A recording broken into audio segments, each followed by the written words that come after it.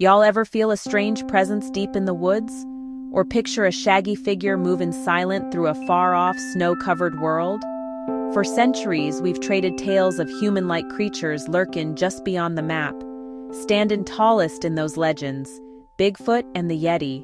Both are called massive, ape-like, walking upright, but they're tied to different continents, different climates, and unique cultural histories. We're captivated because they embody the untamed wild, and the idea our world still keeps deep secrets. When we visualize these elusive beings, the first difference is how they look. Size and coloration set them apart. Bigfoot, known in Salish as Saskats, is a towering figure. Reports across North America place its height 6 to 10 feet. Powerful build, broad shoulders, long arms, and a thick dark coat, brown, reddish, even jet black, perfect for vanishing in deep forest shade. The Yeti, the so-called abominable snowman, has a very different profile. Sherpa and climber accounts describe a stockier, often shorter creature, strong but more compact, a mountain mover. Its fur, shaggy white, grayish, sometimes reddish blonde, camouflage for snow and ice. Faces differ too if you trust the anecdotes.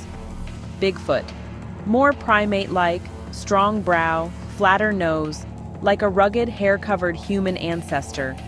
Yeti lore leans fearsome, conical head, even fangs in tradition. Some depictions, more ape-like, but often more non-human and menacing. These looks ain't random, they're tied to habitat. Bigfoot's dark fur hides in dim woods.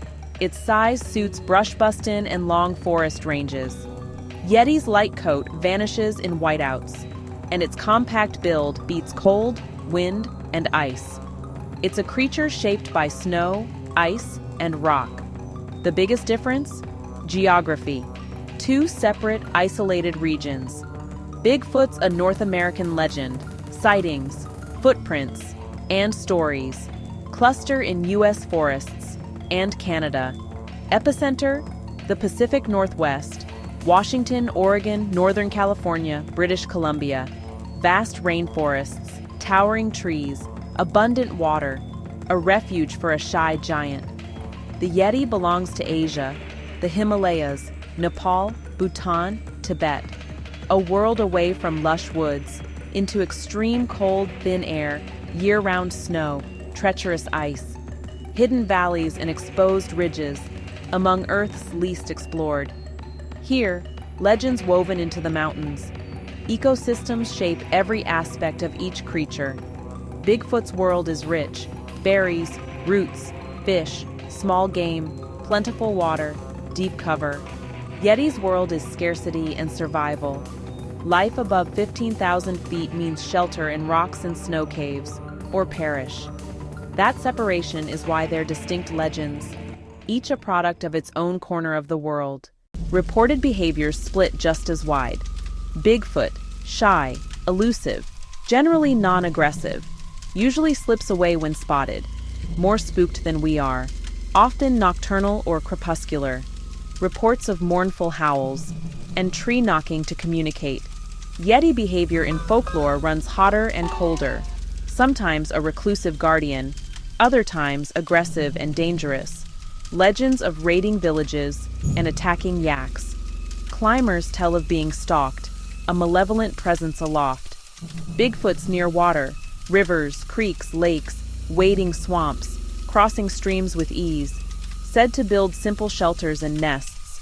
Fluid, powerful, quiet in rough terrain. Yeti, an expert mountaineer by necessity. Tracks show up where no known animal roams. Sounds differ, high whistles, and strange, guttural roars. Physical evidence? That's the tangible battleground. For Bigfoot, footprints in mud, dirt, and sand gave the creature its name.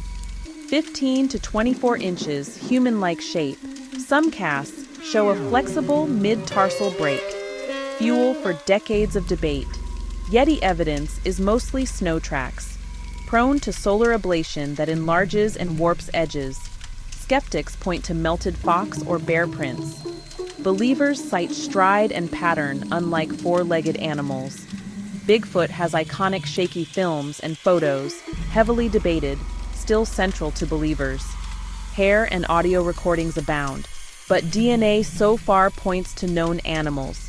Yeti evidence leans on monastic relics and dubious specimens. Bottom line, two different legends, separate continents, climates, and cultures. Bigfoot, dark-haired giant of North America's temperate rainforests, leaving human-like prints in mud, rooted in indigenous lore, now a pop culture mainstay. Yeti, white-furred phantom of the Himalayan heights, a survivor of ice and thin air, leaving enigmatic tracks in snow. Born of Himalayan spiritual tradition, from dark coats to white pelts, from shy tree knocks to formidable mountain prowess, from muddy prints to snowy tracks, from shaky films to sacred relics, they tell two separate stories, not the same monster, yet both tap our hunger for discovery, hintin' the world ain't fully mapped. They're symbols of the wild where mystery still reigns. Proof demands a body, bone, or unambiguous DNA. Till then, the stories live on, by firelight and online. So tell me, which evidence, which environment, which story pulls you in the most?